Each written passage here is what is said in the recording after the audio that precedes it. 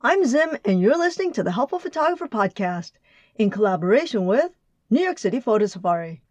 To register for a safari, please visit NewYorkCityPhotoSafari.com. A couple of weeks ago, I cracked one of my very expensive neutral density filters, and since it's been more than 5 years since I purchased an ND filter, I thought it was time to do some research into what the latest and greatest is. And what I'm finding is a lot of discussion around the issue of color neutrality. On the upper end, almost all of the manufacturers claim that their filter is color neutral, and if not, then they have the most neutral filter on the market. And what they're talking about is that their filter won't add any color to your image. In other words, there's no color cast. What you see is what you get. But the question I have is this important? For those of you who've been listening to my podcast, it won't surprise you when I say, let's back it up a bit. So, let's back it up a bit.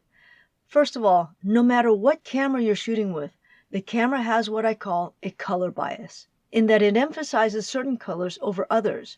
So even if you shoot RAW, if you compare the RAW file of one camera with another, you will find that the colors look a little bit different and to varying degrees. This is simply due to everything from different manufacturing processes, engineering issues, and how they program the capture software. I'm absolutely positive that each group of engineers have different opinions in what the world actually looks like. And frankly, there's no way around this. And then you add glass to it, which brings us back to the issue with filters. All filters have some color cast. Let me say it again. All filters will have some color cast. Even a clear filter will have some color. It could be less than a point of color, but the fact is, it's there. If you put a clear filter against a white sheet of paper, you'll find that there's just a tiny bit of color. It's not enough to discuss, but there it is. So now you add density to it. What's the likelihood of getting a 100% color neutral filter in anything? I'd say 0 to none. Is it possible? I would assume that it is possible to manufacture glass that is completely neutral, but I'm willing to bet that it would be extraordinarily expensive. So most filter manufacturers will claim that they have the quote-unquote most color neutral filter versus claiming actual neutrality.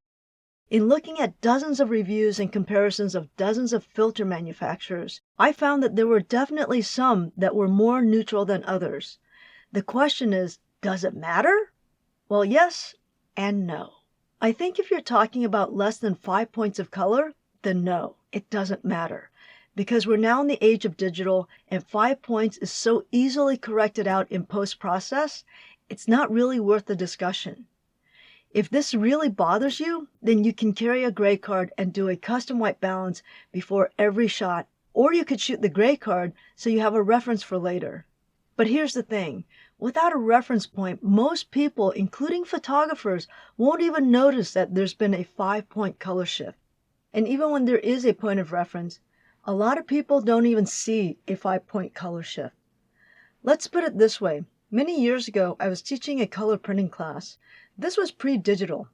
And my students would come to me for advice on which way to shift their color correction filters in the enlarger to get the right color.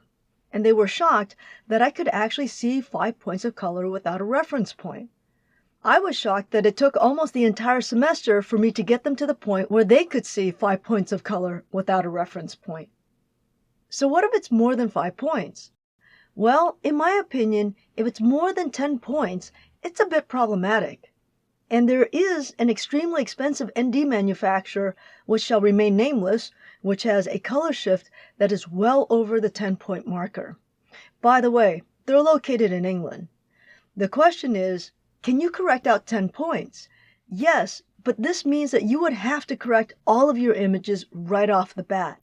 And although a blanket correction on all of your images in Lightroom is easy, that would annoy the heck out of me.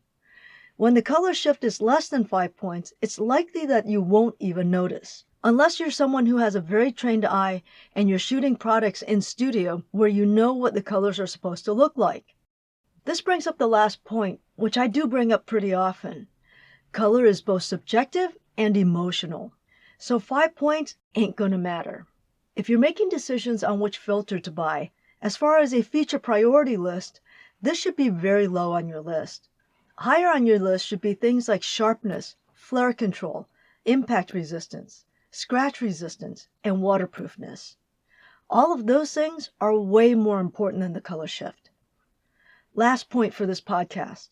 When I was doing my research, I saw a YouTuber who felt that it was more important to make sure that you had a color neutral filter over a sharp filter. After all, he said, it's easier to fix sharpness than color. To this, I call bullshit. Yup, you heard me say it. I know that with software like Topaz and DxO, you can fix minor sharpness issues, not only from lens problems, but also focus blur and motion blur. But if color is more important than sharpness, then please tell me why. Why hasn't the world caught on to this?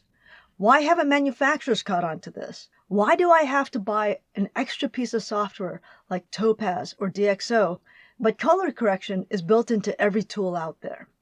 That's because sharpness issues are much more difficult to fix than color issues. I could go on about this, but it's simply a stupid argument, and I'm going to leave it there. I hope this was helpful.